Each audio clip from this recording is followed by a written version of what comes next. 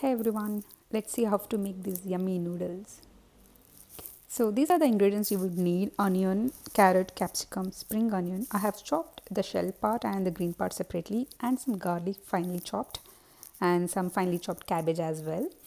So let's fry them all. I'm using virgin coconut oil here. Let's fry the onion and the garlic first, and then the normal onion, and then I'm adding the capsicum and carrot. Let's fry them thoroughly.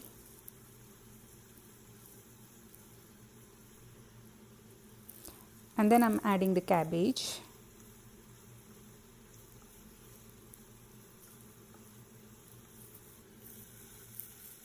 So I'm using 2 tablespoons of vinegar here.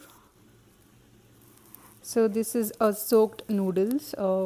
Add according to the quantity you would need. And I'm using pink Himalayan salt, some pepper powder, and some green chili sauce.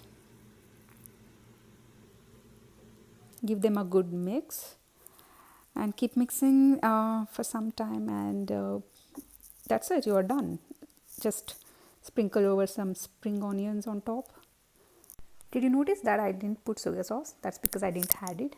But if you want to use, then put it just right before introducing the noodles, and you should be very careful on the salt if you're using the soya sauce. So that's it. Yummy Hakka noodles is ready to serve.